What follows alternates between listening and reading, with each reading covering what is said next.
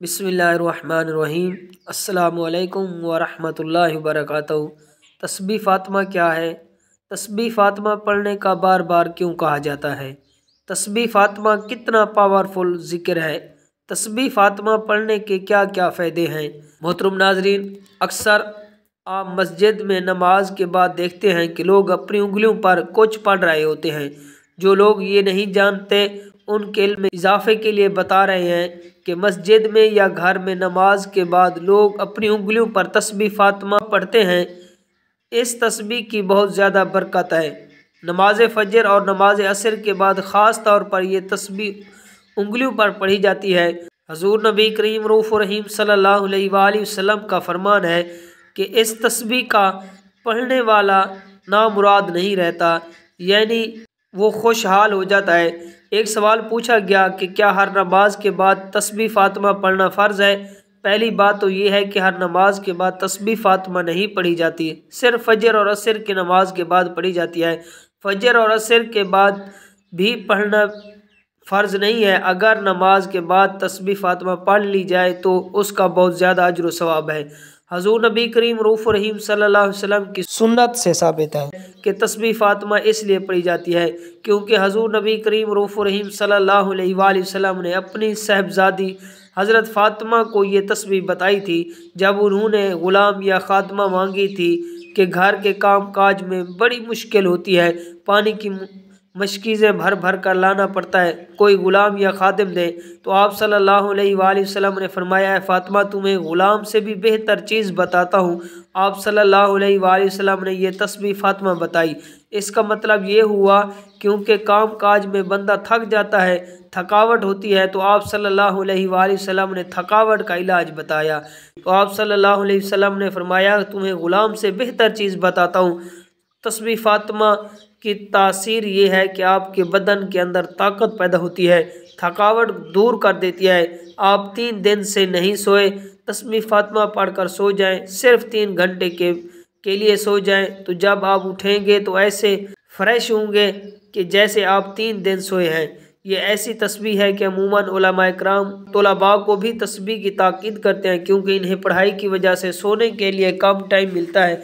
तो जब आप तस्बीह फ़ातिमा पढ़कर सोएंगे तो तस्बीह फ़ातिमा आपके बदन की थकावट को दूर कर देती है।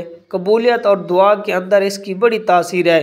तस्बीह फ़ातिमा फ़जर और नमाज असर के बाद इसलिए रखी गई है क्योंकि इस वक्त आसमान के मलाइका तब्दील होते हैं। फ़जर के वक्त जो फ़रिश्ते आते हैं वो असर में वापस चले जाते हैं, असर में नए फ़रिश्ते आते हैं। इस वक्त ये तस्बीह फ़ातिमा पढ़ी जाती है क्योंकि फ़जर के फ़रिश्ते आपकी तस्बीह लेकर जा रहे हैं और जो असर के फ़रिश्ते आ रहे हैं वो सबसे पहले आपकी तस्बीह तक़दीस सुनेंगे, तो अल्लाह के यहाँ वो आपकी गवाही देंगे।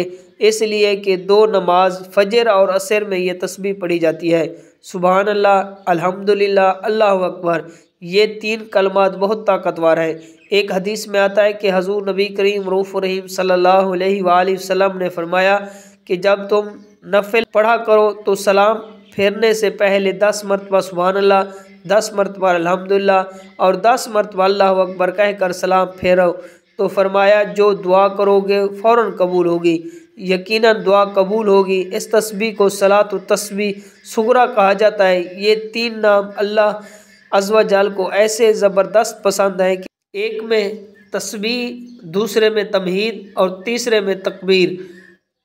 अल्लाह की पाकी बयान करता है, फिर अल्लाह की हम और तारीफ़ मुज़य्यन करता है, फिर अल्लाह की बुलंदी का इकरार करता है, तो अल्लाह की रहमत को जलाल आ जाता है। तो अल्लाह इस शख्स को कभी खाली हाथ नहीं लौटाता।